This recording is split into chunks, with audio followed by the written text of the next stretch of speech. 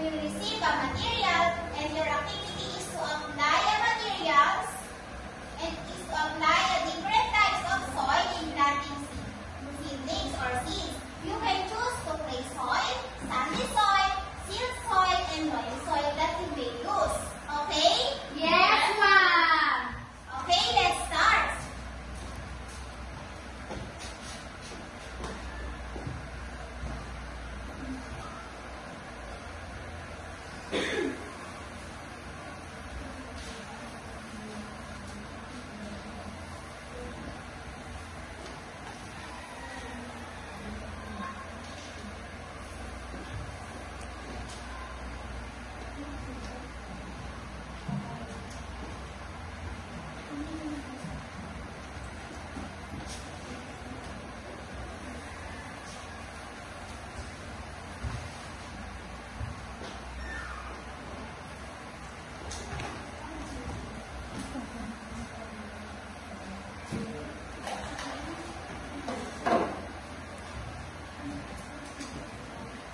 Ma'am, we will start now.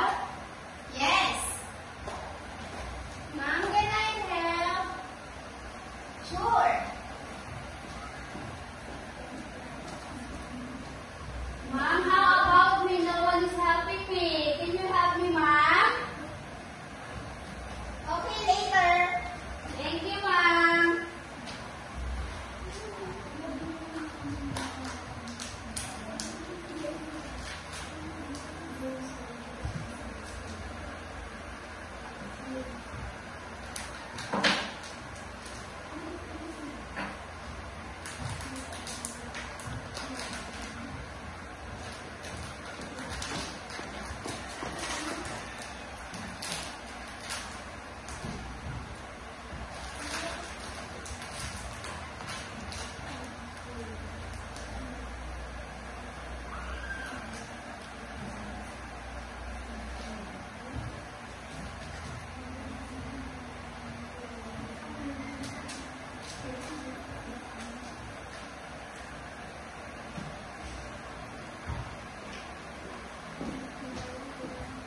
Are you done, class? Not yet, ma'am. I'm not done yet. Okay, you have 10 minutes to finish your work.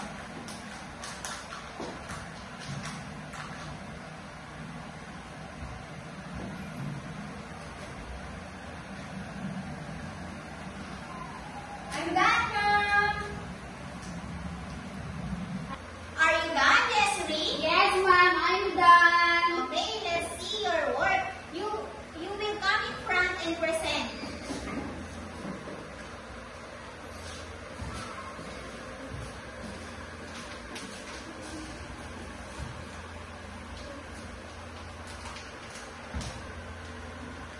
Ma'am, I use mungo seed and I use clay soil.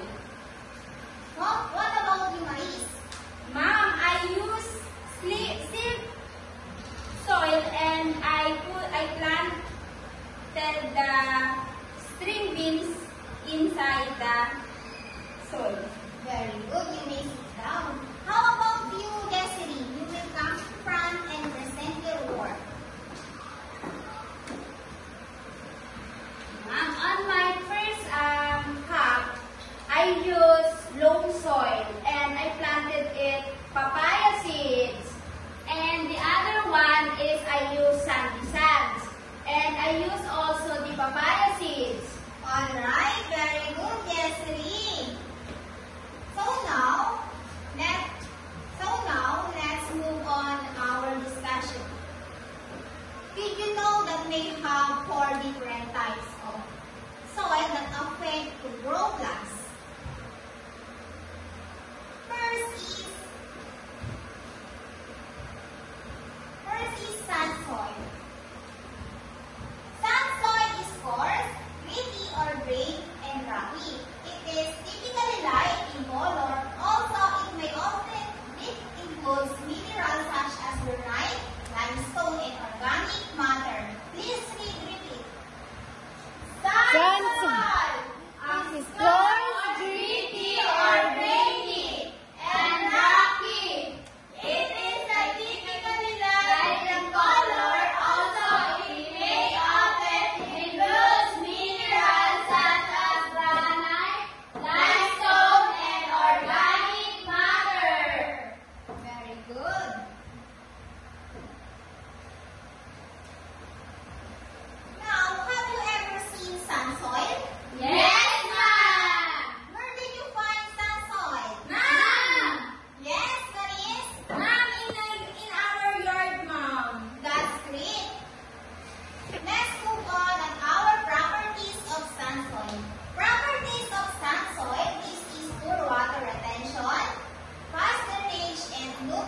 loss. For example, in poor water retention causes edema, which the body stores too much fluid. Are you understand, class? Yes, ma'am. The second is clay soil. Please read it. Clay soil Has a light or reddish brown color. It is smooth and sticky when wet, but hard and rough when dry. It has the smallest particles. Have you touched clay soil? Yes, ma'am. Very good. Where did you get this soil? Ma'am, Yes, Cecily. ma'am, in a muddy field. Oh, nice. What did you do with clay soil you get? Ma'am, Yes, Justin. we use it to grow plants. Very good. But when you play, be careful not to pick up clay soil from such an area. It's just not there that has such type of soil. It may also found in the fields. Okay, class? yes, ma'am. That's right. Let's move on the properties of clay soil. Properties of clay soil. This is high water retention, poor drainage, potential water logging, and good nutrient loss. For example, in poor drainage perpetually wet root system, which can result in increased root disease and other growth problems. Is it clear, class? Yes, ma'am. Next is silt soil. Please read it. Silt soil, like clay, is smooth to the touch. It is silky or flour-like. Its particles are smaller than sand, but bigger than clay particles. Have you ever seen silt soil, class? Yes, ma'am. Oh, that's nice. Did you know, class, that silt soil is good for growing eggplant and also to other plants? Yes, ma'am. This is one of the soil that's good for growing plants. Next is properties of silt soil. Properties of silt soil. This is high nutrient content, moderate drainage and retention, and last is support fast growth.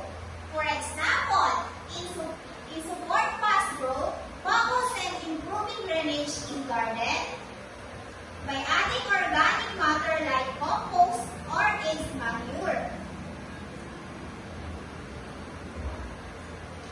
The last is loam soil. Please read it.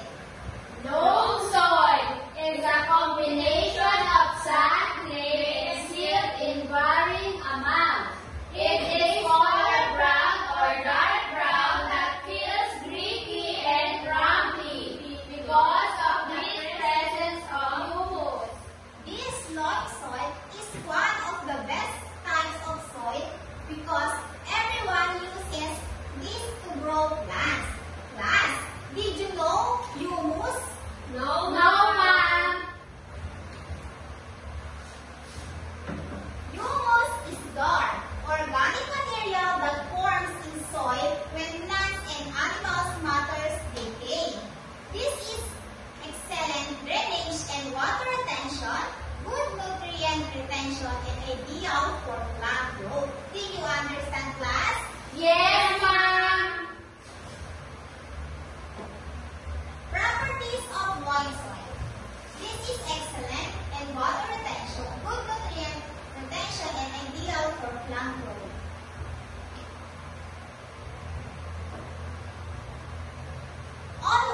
Always remember that water retention is crucial for the life of plants since it allows for a continuous supply of water necessary for various psychological functions.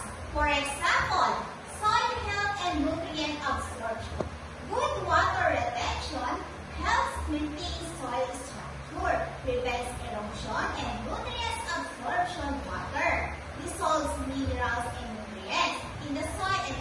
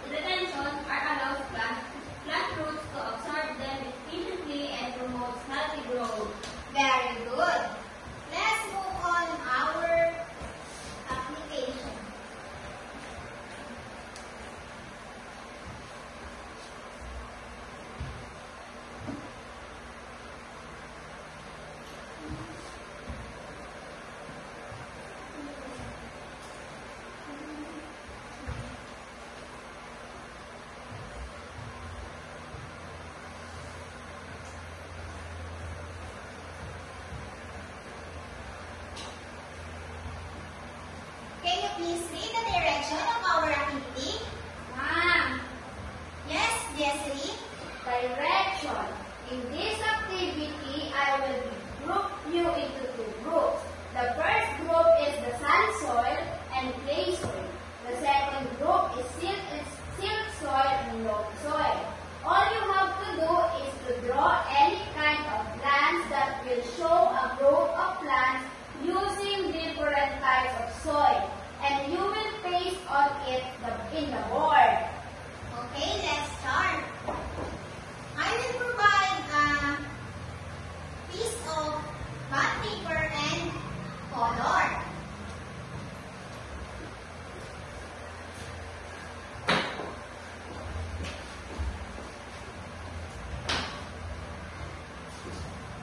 Okay, you may start.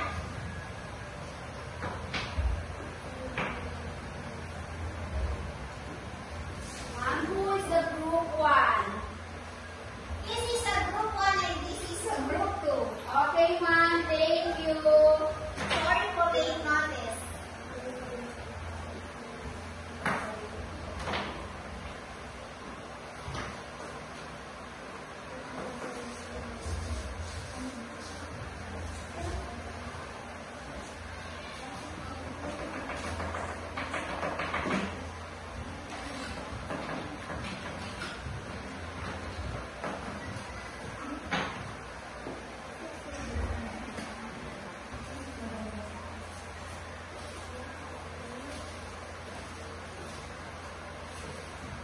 Ma'am, we're done.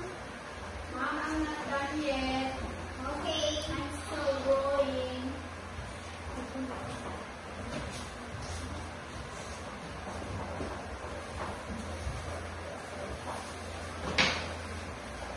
Ma'am, can I go to the restroom? Okay, you go. You may have a 5 minutes Desiree to finish your work. Okay, ma'am.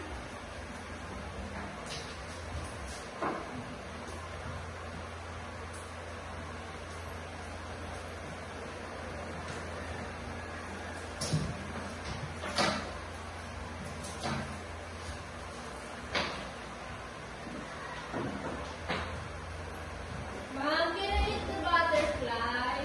No!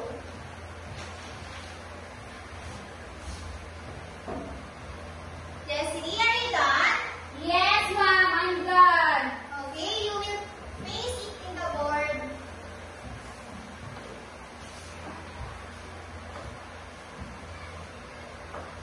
Ma'am, including our words, we put on the board. Yes.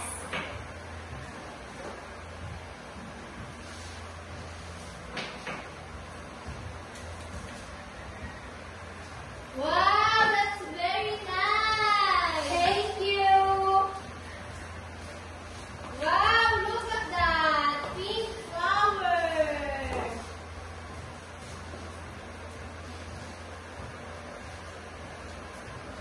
Okay.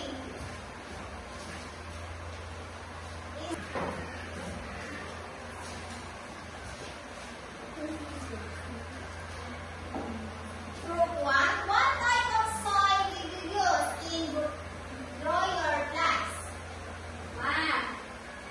Ma'am, we use sandy soil and clay soil. Alright, very good. In group 2, what type of soil did you use? Ma'am, we are using a silt soil. Very good. Now, let's have a short quiz. Ma'am, quiz. Yes. Ma'am, short quiz. Yes. Are you ready? Yes, ma'am.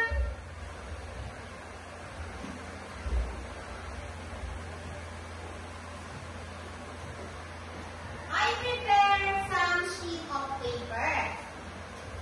And you will answer quietly. Okay, ma'am. Okay, ma'am. Wow. You will have a 5 minutes to finish your short quiz. Thank you, ma'am. Okay, ma'am.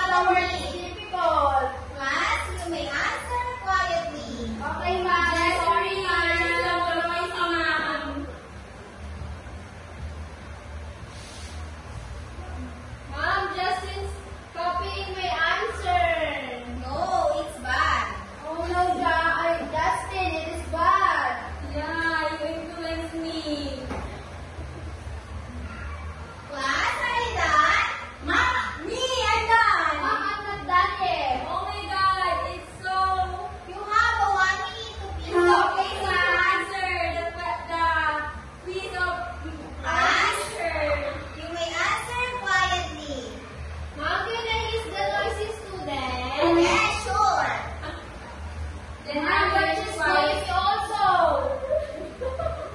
Bida-bida. Number nine. That also, ma'am. Okay. You may pass your quiz. How did I get the correct answer? My number one answer is Clayson. Me too, ma'am. Same answer as Jacqueline. Okay, Is it class. correct, ma'am? Ma'am, can we check our papers already? No. Why not? Class, please quiet. So now,